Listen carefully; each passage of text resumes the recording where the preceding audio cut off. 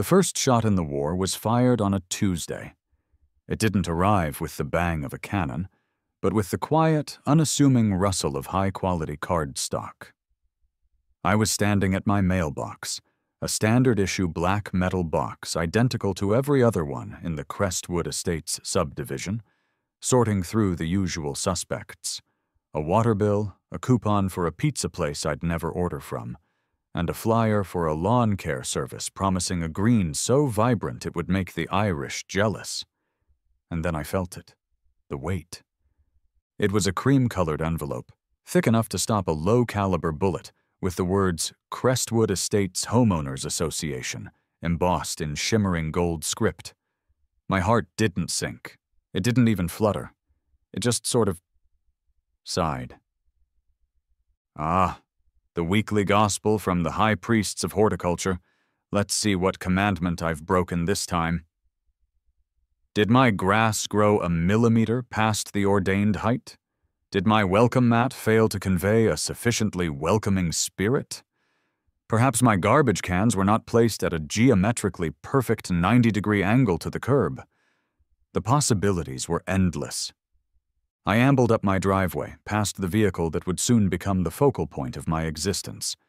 A simple, white Ford Transit van. It was my work vehicle. No logos, no rust, no ladders strapped to the roof. It was about as offensive as a loaf of white bread. I went inside, dropped the rest of the mail on the counter, and slit open the envelope with a butter knife, feeling that a letter of this importance didn't deserve my good letter opener. The language was a masterpiece of corporate legalese, designed to intimidate and confuse. "Dear Resident," it began, already establishing a cold, impersonal tone. "This letter serves as a formal notification of a violation of the Crestwood Estates covenants, conditions, and restrictions, CC and Rs." I scanned the page, my eyes glazing over phrases like fiduciary duty and aesthetic integrity. Then I found the meat of it. Pursuant to Bylaw 7, Section 4, Subsection C, Parking of Commercial Vehicles, it has been observed that a commercial vehicle has been repeatedly parked on the property located at 112 Orchard Lane. My address, my van. A commercial vehicle is defined herein as any vehicle which, by its nature, size, or appearance, is not primarily intended for personal or passenger use. This includes, but is not limited to, vans, trucks, and other vehicles displaying commercial lettering or equipment. I looked out the window at my van. It had no lettering. It carried no external equipment. Its nature, I suppose, was vanilla. According to the letter, I had 14 days to rectify the situation. Failure to comply would result in a fine of $100, followed by subsequent fines of $50 per day. I read it again. It had to be a mistake. A dozen contractors, landscapers, and Amazon Prime vans paraded through this neighborhood every single day. What made mine so special? I decided the best course of action was to talk to someone. A simple, friendly, neighbor-to-neighbor chat to clear up this silly misunderstanding. That was my first mistake. My target was Carol, my next-door neighbor, and, as I would soon learn with chilling certainty, the HOA president. I spotted her the next afternoon, engaged in what appeared to be mortal combat with a rose bush.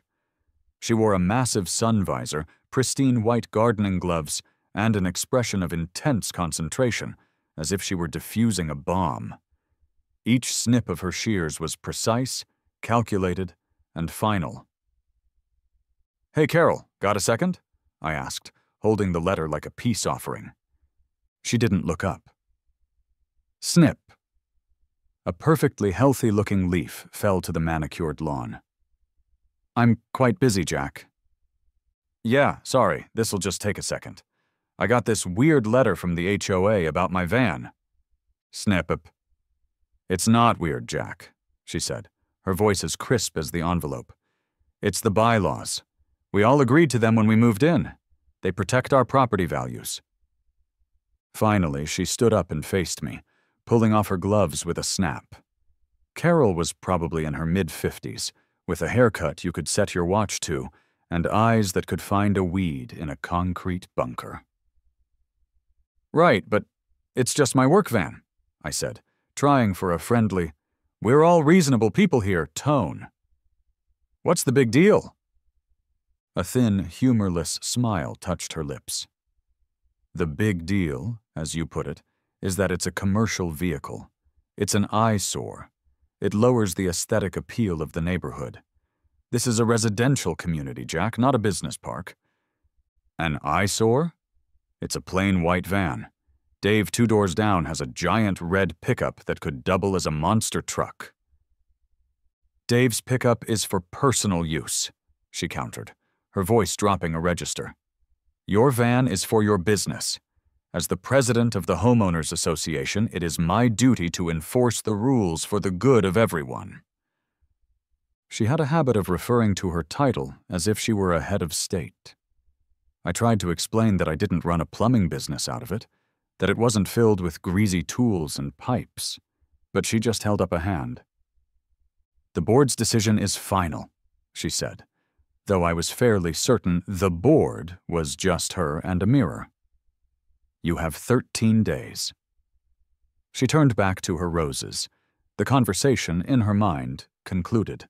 I walked back to my house, the letter feeling heavier in my hand. This wasn't going to be simple.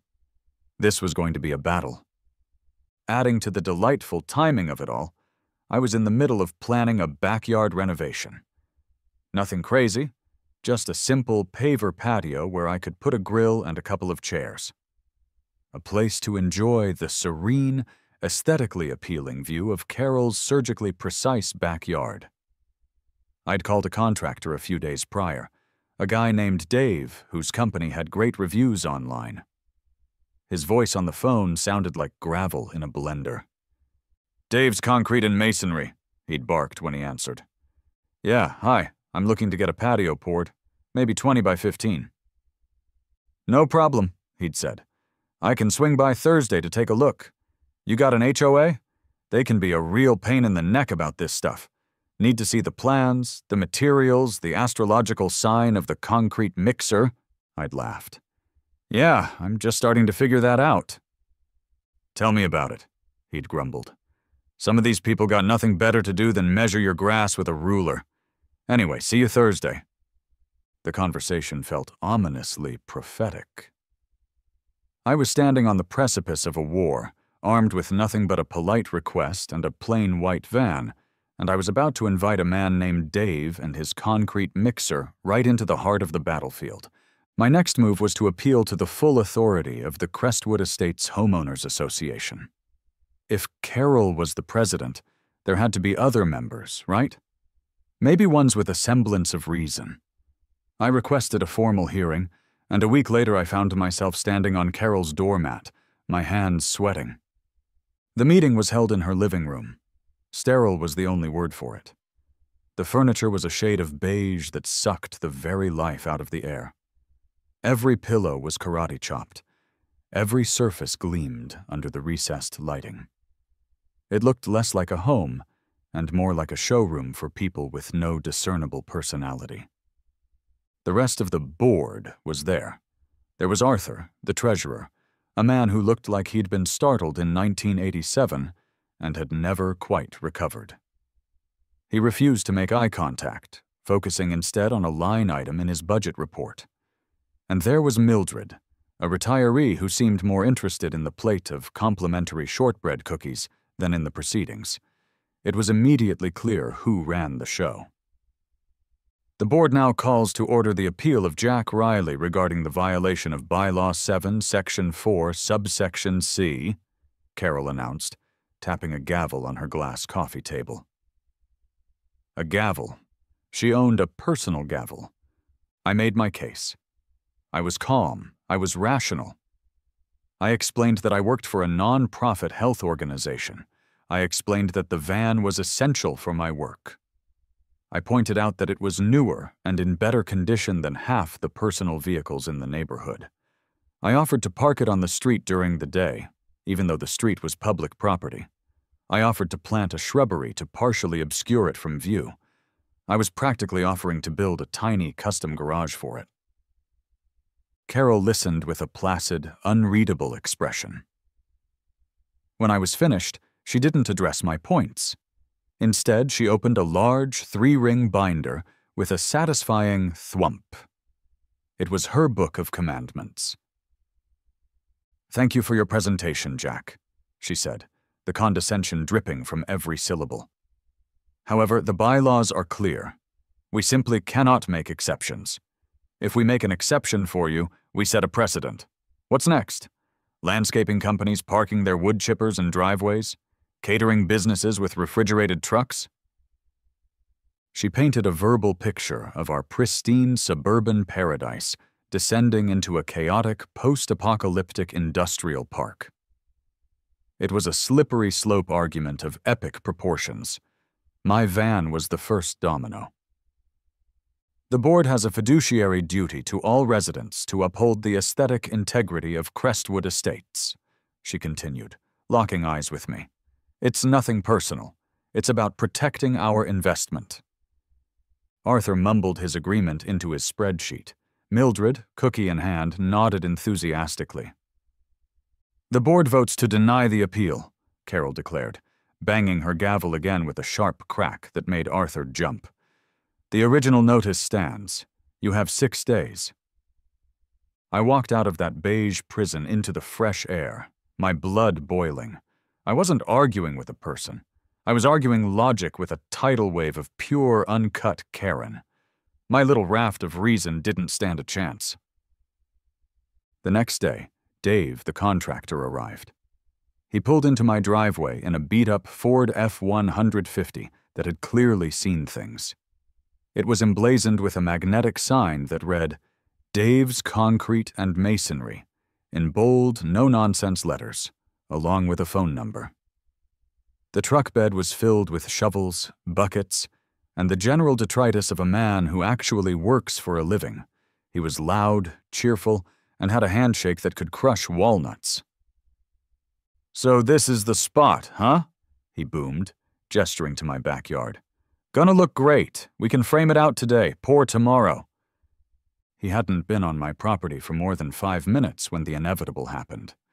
Carol's front door opened, and she began her purposeful march across her lawn, her face a mask of righteous indignation. "Excuse me," she called out, her voice sharp enough to cut glass. "This is a commercial vehicle. You can't park in the driveway." Dave, who was in the middle of unloading a wheelbarrow, stopped and looked at her.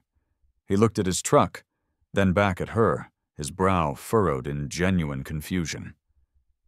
"Lady, I'm here to pour 5 tons of concrete," he said, his gravelly voice filled with disbelief. "You want me to haul it from a half-mile away in a wheelbarrow?" "Those are the rules," Carol stated flatly. "All commercial vehicles must be parked on the main road, not in the cul-de-sac." I stepped in. "Carol, he's a contractor. He's working here. How is he supposed to—" "The rules are for everyone, Jack." She cut me off, not even gracing me with a look. Her entire focus was on Dave. Dave just stared at her for a long moment, a slow grin spreading across his face. He'd seen her type before. "All right, lady, your kingdom, your rules." He looked at me and winked. "Just adds to the bill. Labor's labor." He trudged back to his truck, and with a great sigh of exhaust fumes, drove it down the street and parked it 200 yards away. For the rest of the day, he and his crew had to haul every single tool, every bag of concrete mix, every paver up the street. Carol watched them from her window, a smug, victorious look on her face. A new, unspoken alliance had been forged that day. Dave was now firmly on Team Jack. The final escalation came 3 days later. I came home from a long day at work to find my worst fears realized. A police car was parked behind my van. My van, which I had defensively parked on the public street in front of my own house. A young, tired-looking officer was standing beside it, writing on a clipboard. And there, In the window of the house next door was the unmistakable silhouette of Carol, watching her master plan unfold. My stomach twisted into a knot. This was a whole new level of crazy. I got out of my car and approached the officer, trying to keep my voice steady. "Problem, officer?" I asked. He looked up, his face etched with the weary expression of a man who deals with the public's nonsense for a living. "Got a call about an illegally parked commercial vehicle, sir." I let out a laugh that was more air than sound. "Let me guess. The call came from that house?" I gestured with my thumb toward Carol's fortress of solitude. The officer gave a small, non-committal shrug that spoke volumes. "I just have to respond to the call. City ordinance says you can't leave a commercial vehicle parked on a residential street for more than 4 hours. 4 hours? I sputtered. "I have to work. What am I supposed to do, go home for lunch every day and move my van a few feet?" "Rules are the rules, sir," he said, though he didn't seem particularly happy about them. He glanced at my van. "What is this thing for, anyway? Looks pretty clean for a work truck." I sighed, defeated. The fine was inevitable. The war was lost. And then, for reasons I still don't fully understand, I decided to just tell him the simple, unvarnished truth. "It's a mobile blood bank." The officer paused his writing. He looked from the van to me, his pen hovering over the ticket. "A what?" "A mobile blood bank," I repeated. "I'm a phlebotomist. My organization, we drive this van to office parks, community centers, schools. We collect blood donations for, saving lives." The entire atmosphere shifted. The weary, bureaucratic mask on the officer's face softened. He looked at my plain, white van in a completely new light. It wasn't just a van anymore. It was a life-saving chariot. He looked over at Carol's house, a flicker of something, annoyance, disgust, in his eyes. Slowly, deliberately, he tore the ticket from his clipboard, ripped it in half, and then in half again. "Look," he said, lowering his voice, "the HOA can make whatever crazy rules they want about what you park in your own driveway. That's a civil matter. But this," he gestured to the public street, "is city property. And honestly, I've got better things to do than harass a guy who runs a blood bank because his neighbor has a stick-upper." He cleared his throat. "Between you and me, good luck." He gave me a look of profound, man-to-man sympathy, got in his car, and drove away. I stood there on the sidewalk, the torn pieces of the ticket fluttering at my feet. It was a small victory, but it felt monumental. And in that moment, the seed of a truly terrible, wonderful, magnificent idea began to sprout. The patio project became the official headquarters for the resistance. Dave and his two-man crew, a quiet, hard-working guy named Luis, and a perpetually amused teenager named Kevin, were now my co-conspirators. The work was slow, not because they were inefficient, but because they had to make the quarter-mile round trip to Dave's truck for every single tool or bag of mix. Carol, naturally, was their shadow. She documented their every move with her phone, occasionally shouting decibel-level warnings from her porch if the circular saw got too enthusiastic. During a lunch break, huddled on my back steps amidst the dust and gravel, the brainstorming session began. "She's a piece of work, man," Dave said, biting into a massive sandwich. "Yesterday she sent me an email, a formal email with a subject line and everything, about the decibel level of my saw being in violation of neighborhood tranquility protocols. She told me my music was not conducive to a serene neighborhood atmosphere," Luis added, shaking his head.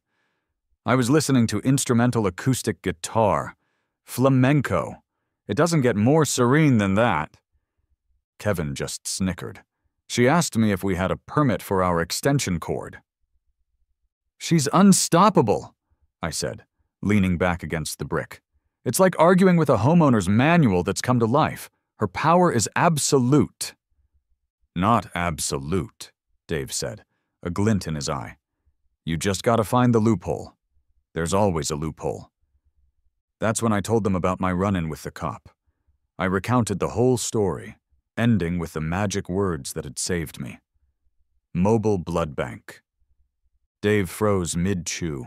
A slow, beautiful, magnificent grin spread across his face. "Wait a minute," he said, putting his sandwich down. "Say that again?" "Mobile blood bank? Like a medical thing," he pressed, leaning forward. "For real?" "Yeah," I confirmed. "It's literally a rolling clinic. We have reclining chairs, sterile equipment, little refrigerators for the juice and the blood bags, the works." Dave slapped his knee, a cloud of concrete dust puffing into the air. "Jack, my friend, you are a genius, and you don't even know it." Luis and Kevin looked confused. I was confused. "Think about it," Dave exclaimed, his voice booming with excitement. "What can't she touch? What can't she argue with? Public health, charity, saving lives. So, if you were, say, using the van as a blood bank, right here, in your driveway, what could she possibly do about it? Who's going to be the monster who tries to shut down a blood drive?" The idea hung in the air, shimmering with glorious, malicious potential. It started as a joke, a funny thought experiment, but the more we talked, the more brilliant it seemed. We wouldn't just park the van. We would make it the centerpiece of a neighborhood-wide event, an event so wholesome, so positive, so undeniably good that any opposition to it would make Carol look like a villain in a Disney movie. It was the perfect Trojan horse, and my plain white van was the horse. Operation Community Spirit was a go. The very next day, Dave showed up not with concrete, but with a stack of glossy flyers hot off the press from his print shop. "Got a buddy who owes me a favor?" he said with a grin. The flyers were beautiful. At the top, in a friendly, swirling font, it said, "Crestwood Estates cares. Give the gift of life." Below that was a picture of a smiling, multi-ethnic family, a stock photo Dave had a subscription for, frolicking in a field of daisies. And then the details: Neighborhood Blood Drive, Saturday, 10 a.m. to 4 p.m., 112 Orchard Lane, juice and cookies provided. My address. My van. Our declaration of war. That Saturday, the four of us became evangelists for the cause of petty revenge disguised as civic duty. We went door to door, armed with flyers and genuine smiles. The response was incredible. At the Miller's house, Mrs. Miller told us, "Oh, a blood drive, what a wonderful idea. Carol told us last month our garden gnome was thematically inconsistent with the neighborhood's aesthetic. I'll be there." At the Garcias, Mr. Garcia pumped my hand. "About time someone did something positive around here. My cousin got a notice because his basketball hoop was, and I quote, visually obtrusive. A basketball hoop will bring the whole family." We discovered a deep, untapped well of resentment for Carol's reign of terror.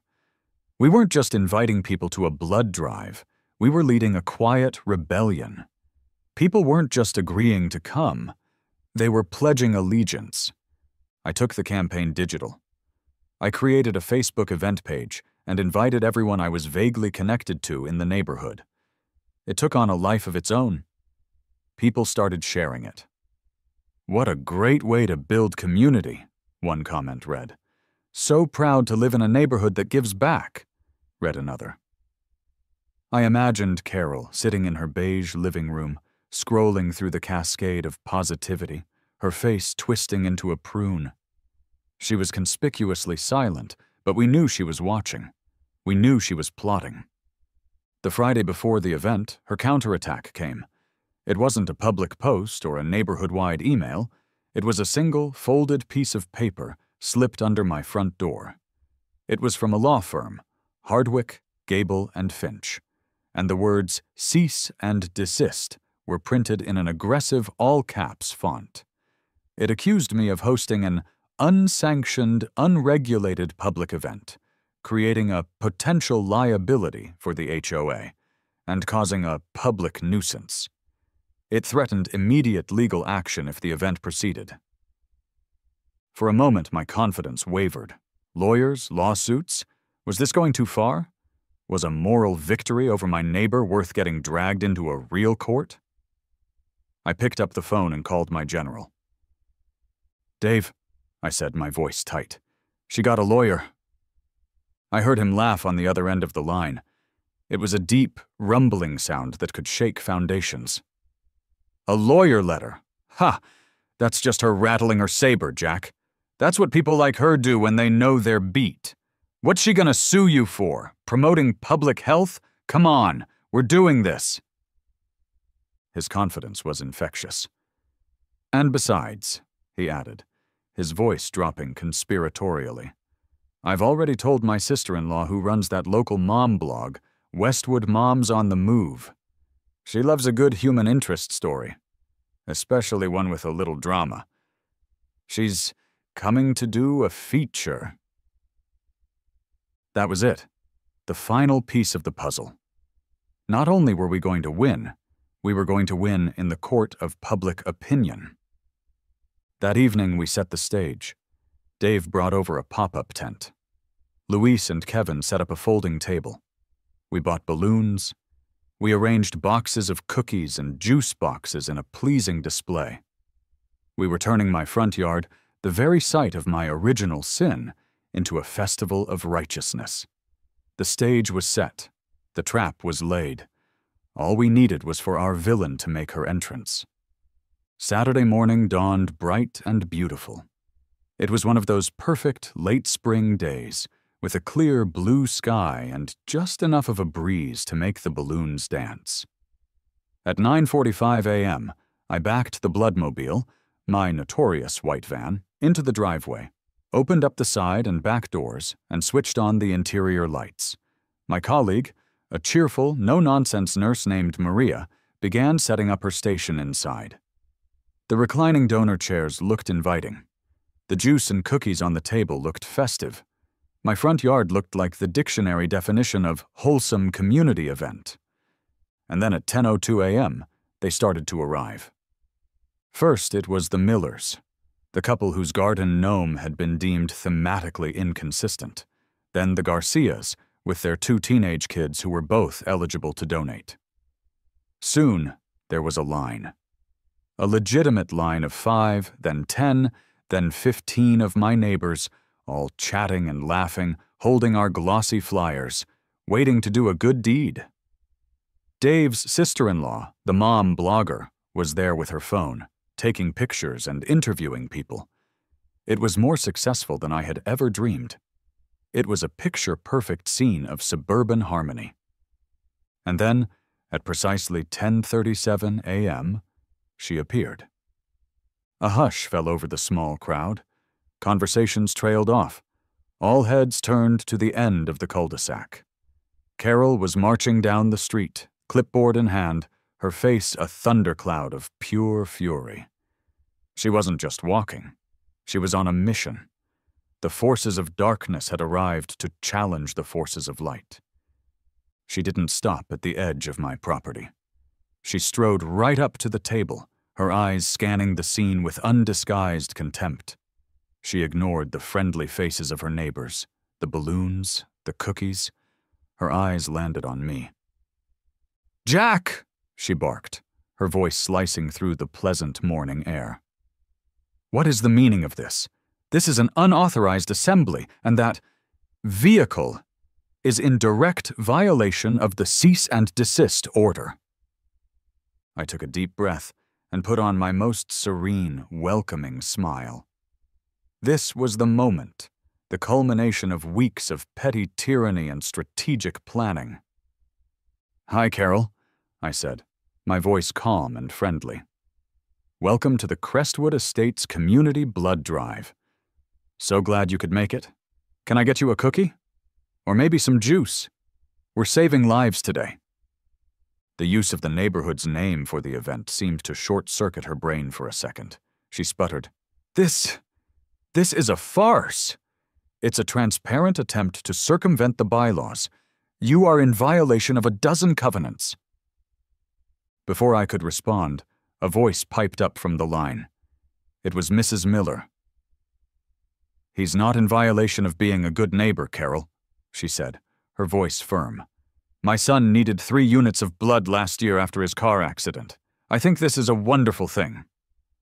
Another voice, Mr. Garcia's, joined in. "I agree. My taxes pay for this street, and my HOA dues pay your salary, Carol. I'd rather see this in our neighborhood than another one of your violation notices." The mom blogger, sensing blood in the water that had nothing to do with donations, moved in closer, her phone held up like a weapon. "Excuse me, ma'am?" she asked sweetly. "Could I get your name? I'm doing a story on this wonderful community event for my blog. I'd love to get the HOA's perspective on why they're trying to shut down a charity blood drive." Carol's face went through a remarkable series of transformations. It began with rage, shifted to shock, morphed into panic, and finally settled on pure, sputtering helplessness. She was surrounded. Her authority, which thrived in the shadows of passive-aggressive letters and closed-door meetings, was useless out here in the open, under the bright sun of public scrutiny. Her trusty binder of rules was no match for a crowd of neighbors, a determined blogger, and the undeniable moral high ground of saving human lives. She looked from the smiling faces of her neighbors to the blogger's phone, then to the van, her nemesis, now a gleaming white symbol of virtue. Her clipboard trembled in her hand. She was utterly, completely checkmated. Without another word, she turned on her heel and stormed back to her house, the sound of the front door slamming shut echoing down the cul-de-sac like a final, defeated gunshot. A moment of stunned silence hung in the air, and then the crowd erupted, not in loud, obnoxious cheers, but in a wave of relieved laughter and applause. Dave, who had been watching from the edge of the lawn, gave me a triumphant thumbs up. We had done it. We hadn't just won the battle, we had won the war. The aftermath was swift and decisive. The blog post, titled "Crestwood Karen Tries to Cancel Cancer Patients," a bit of an exaggeration but effective, went viral in the local community groups. The story of the HOA president who saw a blood drive as a violation became a neighborhood legend. Carol became a ghost. She was never seen pruning her roses again. A special meeting was called, by other residents this time, and she was strongly encouraged to step down as president. The new HOA board, led by a relieved-looking Mr. Garcia, held a public meeting to review the bylaws. Their first order of business was to unanimously vote to strike Bylaw 7, Section 4, Subsection C from the record, replacing it with a simple clause about vehicles needing to be in good working order and not leaking fluids onto the pavement. A few weeks later, my patio was finished. It looked great. I was sitting out on one of my new chairs, a cold beer in my hand, watching the sunset. Dave, Luis, and Kevin were there with me, enjoying the fruits of their labor. My plain white van, the hero of our story, was parked peacefully in my driveway. It wasn't a symbol of defiance anymore. It was just a part of my home. I took a long sip of my beer and looked out over the neighborhood. It looked the same. The lawns were still green, the mailboxes still identical. But something felt different. It felt lighter, friendlier. In the end, it was never really about the van. It was about a neighborhood deciding that community was more important than covenants, and that people were more important than property values. It was a reminder that sometimes the most powerful weapon against petty tyranny isn't anger or aggression, but a well-organized, ridiculously wholesome event. And sometimes, to win a war of pettiness, you just have to have the biggest, most life-saving work truck on the block.